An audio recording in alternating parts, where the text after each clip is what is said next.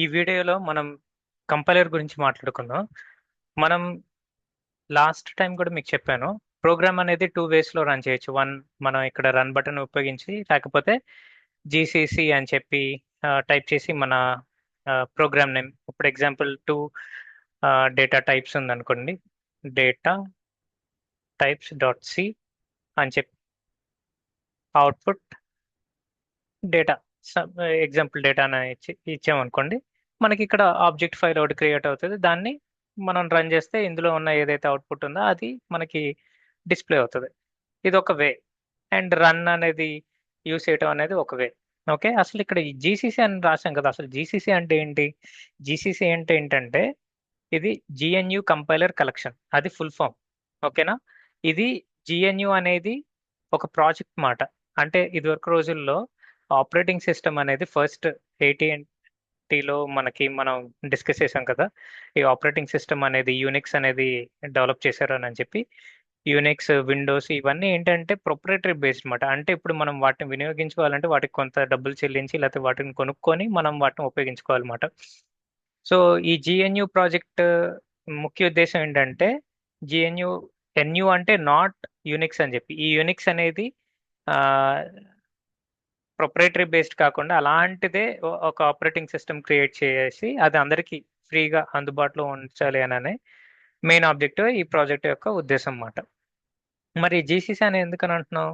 GCC ఇదివరకు స్టార్టింగ్లో మనం ఈ సి ప్రో కంపైలర్ రన్ చేయడానికి దాన్ని మనం జిఎన్యు సి కంపైలర్ అని చెప్పి అని పిలిచేవాళ్ళం. లేటర్ దాన్ని జిఎన్యు కంపైలర్ కలెక్షన్ వచ్చింది. ఎందుకని అంటే ఈ ప్రాజెక్ట్ కింద వీళ్ళు డిఫరెంట్ కంపైలర్స్ ని క్రియేట్ చేయడం, ఈ టూల్స్ ని క్రియేట్ చేయడం జరిగింది అనమాట. అవి ఏంటంటే సి++, ఆబ్జెక్టివ్ సి అని, ఫార్ట్రాన్ అని చెప్పి ఇక్కడ అయితే రాశాను, వీటన్నిటిని వాళ్ళు అడిషనల్ గా క్రియేట్ చేయడం. సో ఇవన్నీ కలెక్షన్, కంపైలర్ కలెక్షన్ కాబట్టి దాన్ని జీసీసీ అని చెప్పి పిలవడం మొదలు పెట్టారు అనమాట. ఓకే, ఈ జీసీసీ అని అంటే సేమ్ అదే జిఎన్యు కంపైలర్ కలెక్షన్ ని మనం కాల్ చేస్తున్నాం అన్నమాట. ఇక్కడ మనం తెలుసుకోవాల్సింది ఏంటంటే, ఈ జీసీసీ అనేది సి++ని కూడా సపోర్ట్ చేస్తుంది కాబట్టి, బట్ జీసీసీ అనే కమాండ్ ఉపయోగించి మనం సి++ ఫైల్స్ని రన్ చేయొచ్చా అంటే చేయలేం. ఎందుకంటే జీసీసీ అనేది సి ఫైల్స్ని రన్ చేస్తుంది అనమాట. అదే మనం సి++ ఫైల్స్ని రన్ చేయాలంటే జీసీసీ బదులు మనం G++ అని రాస్తాం ఇక్కడ. ఓకే, ఇప్పుడు ఇప్పుడు మీకు అర్థమయ్యేలా చెప్పాలనంటే, అసలు మనం ఏ లొకేషన్లో ఉన్నాం చూస్తే out side basic and setup లో ఉన్నాం. సో ఇన్సైడ్ మనం దానికి బేసిక్ అండ్ సెటప్ లోకి వెళ్ళాలంటే CD1 స్పేస్ బేసిక్ ట్యాబ్ అని నొక్కితే ఆటోమేటిక్ గా అంది ఇస్తుంది. మనం ఇప్పుడు బేసిక్ అండ్ సెటప్ లోకి వెళ్ళాం. LS అని చెప్పి లిస్ట్ ఆఫ్ ఫైల్స్ అని చెప్పి చూసుకుంటే ఈ number of list of files ఉన్నాయి కదా. ఇప్పుడు డేటా టైప్స్ అనేవి రన్ చేయాలి అని అంటే ఇది సి ఫైల్ కదా, సి ఫైల్ రన్ చేయడానికి మనం ఏం చేస్తాం, సిసి అని రాస్తాం. అదే సి++ రన్ చేయడం కోసం G++ అని రాస్తాం కదా. ఈ G++ అనేది సి ఫైల్స్ ని కూడా రన్ చేయగలదు, బట్ జీసీసీ అనేది సి++ ని ఫైల్స్ ని రన్ చేయలేదు. ఇప్పుడు మీకు చూపించాను అనుకో G++ అని చెప్పి, నేను ఎగ్జాంపుల్ 1 హలో వరల్డ్ అనే ఫైల్ ని రన్ చేద్దాం అని అనుకుంటున్నాను అనుకోండి. హలో వరల్డ్ డాట్ సి అనే దాన్ని రన్ చేద్దాం అని అనుకుంటున్నాను.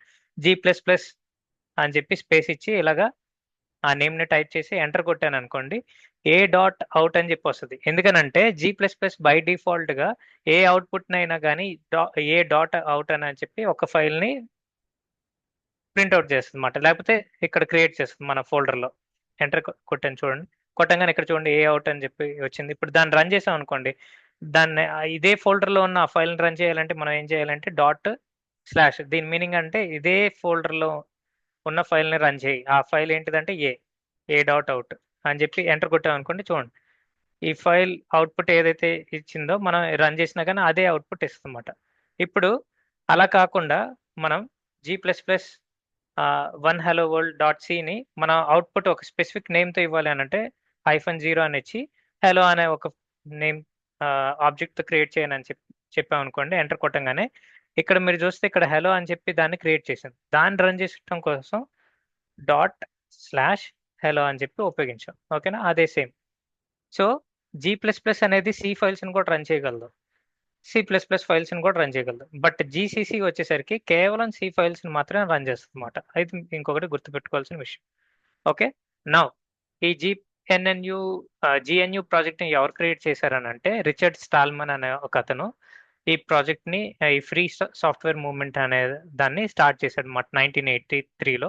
సో దాని బేస్ మీదే ఈ టూల్స్ అన్ని క్రియేట్ చేయడం జరిగింది. అంటే జేఎన్యూ కంపైలర్స్, డీబగ్స్ ఇట్లాంటివన్నీ ఎక్సెట్రా. అండ్ ఫైనల్గా లినక్స్ నోడ్ అనే అతను ఈ లినక్స్ కర్నల్ ఉండేది కాదు. సో దాన్ని ఇతను ఈ జిఎన్యూ ప్రాజెక్ట్లోకి యాడ్ చేశాడు. సో ఈ జిఎన్యూ టూల్స్ ఏవైతే మనం ఇప్పుడు డిస్కస్ చేసుకున్నామో దాంతో పాటు లినక్స్ కర్నల్ కలుపుకొని మొత్తం జిఎన్యూ లినక్స్ ఆపరేటింగ్ సిస్టమ్ అయింది. ఓకేనా? సో ఇది బ్యాక్గ్రౌండ్ అన్నమాట, జీసీసీ బ్యాక్గ్రౌండ్, ఆ ప్రాజెక్ట్ యొక్క బ్యాక్గ్రౌండ్. Okay, thank you.